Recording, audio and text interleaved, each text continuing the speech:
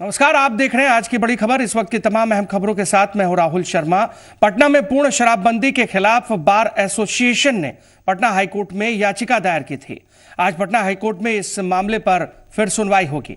बता दें कि कल भी इस मामले पर सुनवाई हुई थी। सरकार की तरफ से इस मामले पर अपर महाधिवक्ता ललित किशोर पक्ष रखेंगे। साथ ही उदीयमान सूर्य को अर्घ्य देने के साथ ही चैती छठ का पवित्र पर्व संपन्न हो गया है। वहीं झारखंड में स्थानीय नीति पर राजनीति तेज हो गई है। आजसू का एक प्रतिनिधिमंडल स्थानीय नीति पर आज मुख्यमंत्री रघुवर दास से मुलाकात करेगा। मुलाकात का समय सुबह 10 बजे रखा गया है। साथ ही सीएमओ में सुबह 10 बजे मंत्री लुइस मरांडी का जनता दरबार लगेगा। बिहार झारखंड की बड़ी खबरों के साथ पटना से जुड़ रहे हैं जी मीडिया संवाददाता बृजमोहन पांडे और रांची से जुड़ रहे हैं जी मीडिया संवाददाता आशुतोष सिन्हा।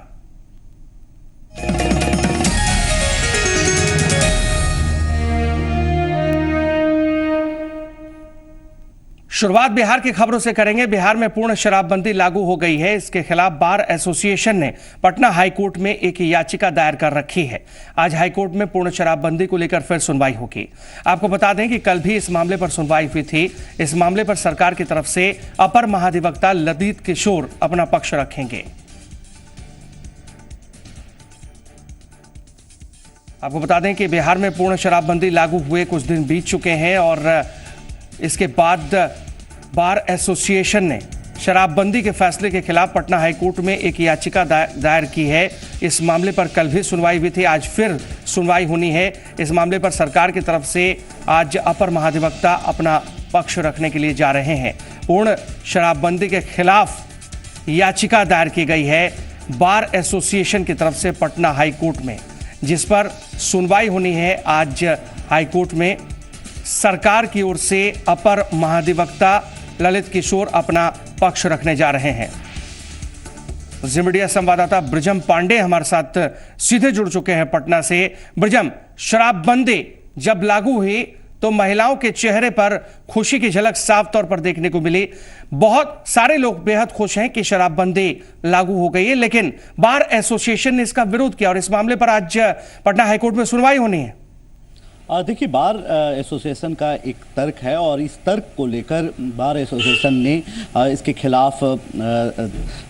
खिलाफ हाई कोर्ट में उन्होंने याचिका दायर की है। और सबसे बड़ी बात है कि बार एसोसिएशन ने इस बिना पर अपना तर्क दिया है कि जब पूर्ण शराबबंदी होती है किसी भी स्टेट में तो एक नियम होता है, एक दायरा होता है, उसके तहत पूर्ण शराबबंदी करनी चाहिए। 1 अप्रैल को देसी शराब पर पाबंदी लगाई गई थी। उसके 4 दिन के बाद विदेशी शराब पर भी पाबंदी लगा दी गई है।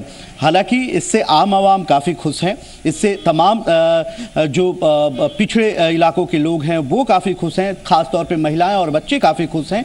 लेकिन राहुल, बार एसोसिएशन ने एक तर्क ऐसा दिया है जिससे कहीं ना कहीं सरकार सख्ते में आ सकती है। और आपको बता दें कि ये तर्क ये है कि एक नियम के मुताबिक धीरे धीरे पूर्ण शराबबंदी होनी चाहिए थी, ताकि जो इसके एडिक्ट हैं, जो इसका लत रख चुके हैं, शराब का जिन्होंने लत रखा हुआ है, उनको धीरे धीरे शराब छुड़ाकर शराबबंदी करनी चाहिए थी। अचानक पूर्ण शराबबंदी करने के बाद आपको बता दें कि 2 से 3 मृत्यु हुई है ये शराब को लेकर और लगातार इससे लोग बीमार चल रहे हैं। तो ऐसे हालात में सरकार पर दबाव तो जरूर बन सकता है। इसके अलावा आपको बता दें कि इस पूर्ण शराबबंदी में जो कंपनियां हैं, जिनको लाइसेंस सरकार ने दिया है, 2 साल के लिए जो लाइसेंस दिया था सरकार ने, वो कंपनियां भी इस पूर्ण शराबबंदी के विरोध में हैं, क्योंकि पूरा निवेश कर वो बिहार में उन्होंने अपना प्लांट लगाया है। और इन तमाम जब प्लांट शराब का लगता है तो हर तरह के व्यवसाय उससे जुड़ते हैं। बॉटलिंग का व्यवसाय जुड़ता है, इसके अलावा लिकर का जिस तरह से निर्माण होता है उसका व्यवसाय जुड़ता है। कई 100 कर्मचारी होते हैं जो इस काम में लगे होते हैं, मार्केटिंग का काम होता है। तो ये तमाम लोग बेरोजगार हुए हैं और ऐसे हालात में सरकार पर ये दबाव तो जरूर चलिए, बन तो रहा ये है लोग कि अपना उनकी पक्ष रख रहे हैं और इसी के तहत आज अपर महाधिवक्ता को अपना पक्ष रखना है पटना हाईकोर्ट में। देखते हैं आगे क्या कुछ इस मामले पर निकल कर सामने आता है। बने रहिए हमारे साथ, ब्रिज हम लौटेंगे आपके पास। बात करेंगे चैती छठ की। चैती छठ का आज समापन हो गया है। उदीयमान सूर्य को अर्घ्य देने के साथ ही आस्था का पवित्र महापर्व चैती छठ संपन्न हो गया है। साथ ही चैत्र नवरात्र में आज मां कालरात्रि की भी पूजा अर्चना की जा रही है। दो तस्वीरें आपके टीवी स्क्रीन पर। पहली तस्वीर आज उगते सूर्य को अर्घ्य देने की है। चैती छठ नेम निष्ठा का पर्व माना जाता है, काफी कठिन पर्व माना जाता है।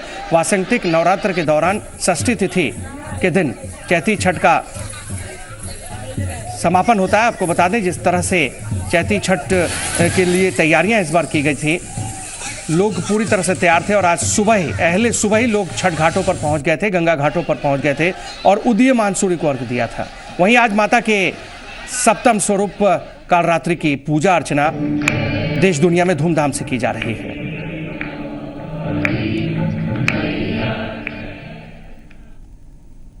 मीडिया संवाददाता ब्रिजम पांडे हमारे साथ सीधे जुड़ चुके हैं पटना से। ब्रिजम, काफी ज्यादा उत्साह चैती छठ को लेकर, हालांकि ये पवित्र त्योहार संपन्न हो गया है, लेकिन इससे पहले नाराजगी जरूर जाहिर की थी लोगों ने छठ घाटों में बद इंतजामी को लेकर।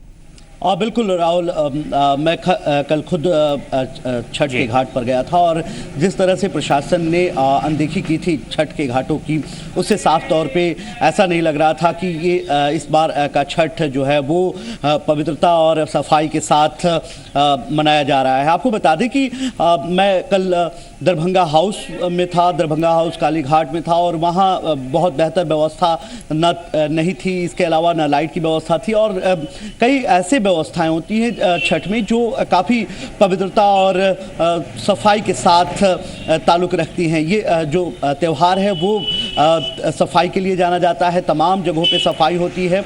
इसके अलावा आपको बता दें कि छठ जो पर्व है वो काफ़ी, जो चैत का जो छठ पर्व है वो काफ़ी कठिन त्यौहार माना जाता है।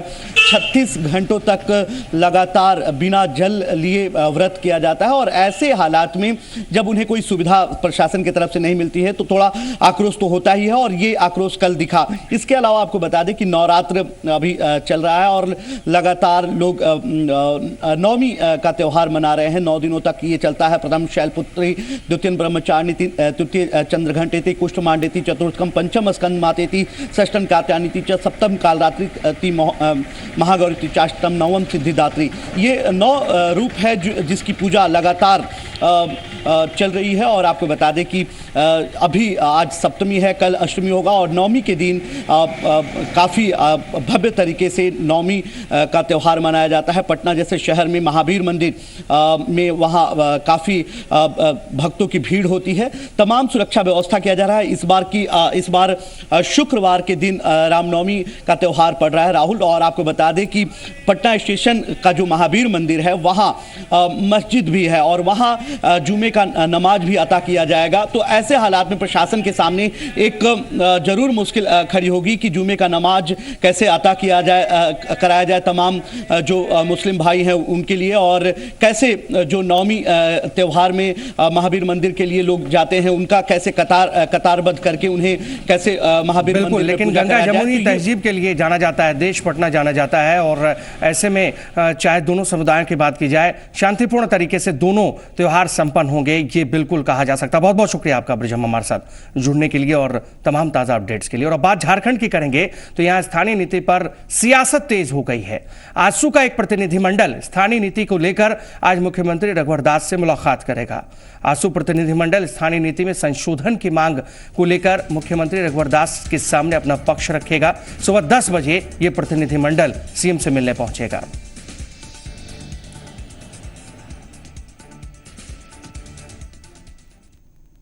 और आज तक कई बार स्थानीय नीति के सवाल पर झारखंड में सियासत गर्मा चुकी है। डोमिसाइल की आग में भी ये राज्य जल चुका है। अब जब स्थानीय नीति लागू हो गई है तो इसका विरोध सरकार की सत्ताधारी पार्टी ने ही कर दिया है। क्या कुछ आगे देखने को मिलेगा, ये जानने की कोशिश करेंगे। जी मीडिया संवाददाता आशुतोष सिन्हा रांची से हमारे साथ जुड़ रहे हैं। आशुतोष, स्थानीय नीति के सवाल पर आजसू आज मुलाकात करने जा रहा है मुख्यमंत्री रघुवर दास से, क्या कुछ सवाल पूछे जाएंगे आजसू की तरफ से?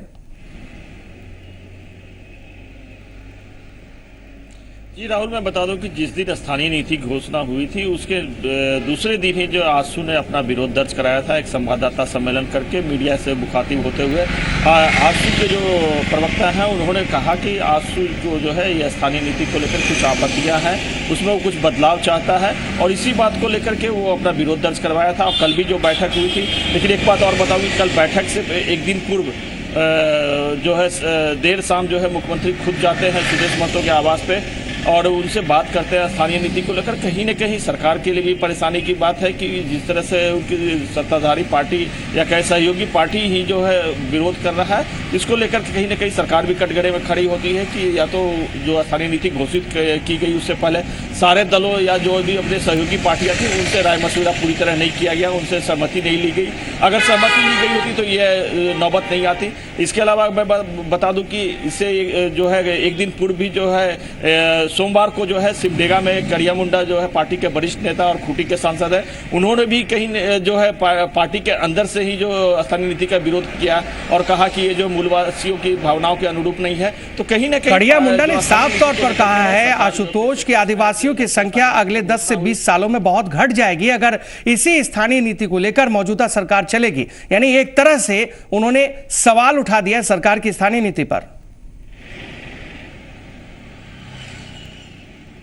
जी कहीं न कहीं वही मैं कह रहा था कि जब पार्टी के वरिष्ठ नेता ने भी सवाल खड़े किए, अब जो है सहयोगी पार्टी जो सत्ताधारी पार्टी है आजसू, उसने भी सवाल खड़े किए। कल इसको लेकर के कैबिनेट की बैठक भी थी वहाँ, लेकिन दूसरी ओर जो है आजसू कोटे के जो मंत्री है चंद्र प्रकाश चौधरी, वो कैबिनेट की बैठक में नहीं जाते हैं। तो इससे समझा जा सकता है कि कहीं न कहीं स्थानीय नीति को लेकर के जो कहें कि सत्ता की सहयोगी जो पार्टियां हैं उनमें जो है आम राय नहीं है और आज इसी को लेकर के वो मुख्यमंत्री से मिलने वाले हैं और उसमें कुछ बदलाव चाहते हैं। आजसू का कहना है कि इसमें जो है मूलवासियों की जो भावनाएं हैं या मूलवासियों को जो है पूरी तरह जो है परिभाषित नहीं किया गया है। चलिए, मूलवासियों को परिभाषित करने की मांग कर रहा है आजसू, लेकिन इससे पहले कई बार आजसू सरकार में रह चुका है।